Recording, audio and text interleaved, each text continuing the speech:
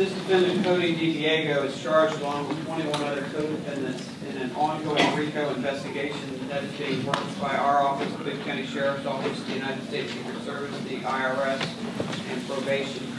It involves a large-scale theft, identity theft. We think that there may be over 1,000 used to help people get out of our Bibb County jail by putting money on the books through fraudulent means.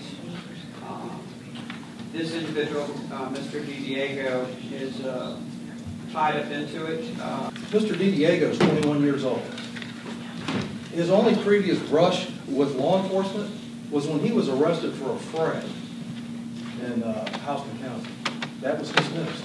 He has no criminal record. There's no evidence he's involved with gangs. I talked to one of the investigators in this case, and it was my impression from talking to him that he realizes that charge is leaked. He told me that's based on basically a video that was discovered in this man's home where the SWAT team and other law enforcement officers went in, where it's a rap video. I pulled it up on YouTube. It's a local rapper whose name is G-Rel invited Mr. DiDiego to participate and to be filmed in this video, and it's a couple years old. He's in there briefly in a couple sections while Mr. G-Rel raps and sings, and there are a bunch of other people. Supposedly, that is the main tie to his being involved in a gang. Mr. DiDiego is not the central focus of this investigation. I understand that his motive is. He's not a flight risk. And let me tell you why. Mr. DiDiego has suffered from diabetes since he was 3 years old. And it's not just diabetes. He suffers from what is called brittle diabetes, which means 0.3% of diabetics suffer from that, only 0.3%. His sugar count swings widely from low to high.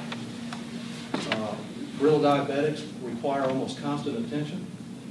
Prior to being arrested, he was in the hospital here at the Coliseum in the medical center for several days in March, several days in April. They couldn't get his sugar count under control. At one point, he spent 7 straight days in the hospital. After he was arrested on Thursday, on Friday, he was in the infirmary at the Bibb County Jail that following Friday, Saturday, Sunday, and Monday. They released him for a day. A couple days later, he's back in the infirmary. He's been told that they're having difficulty monitoring his sugar. He's supposed to get long-term insulin in the morning. He's also supposed to eat 5 times a day. He's supposed to get insulin shots with those meals. That's not happening.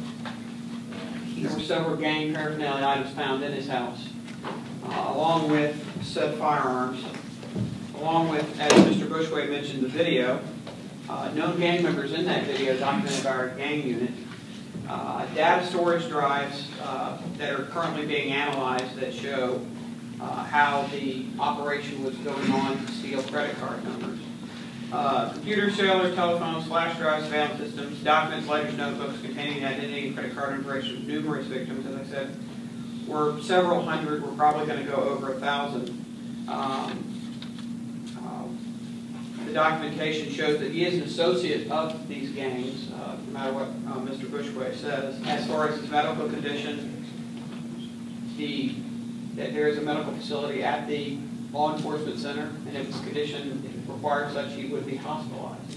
But there is a danger to the community in this case, and with the amount of identities been stolen, the wire fraud operation ties to not only Crips in our jail that were being released out in the community, to the Georgia Department of Corrections.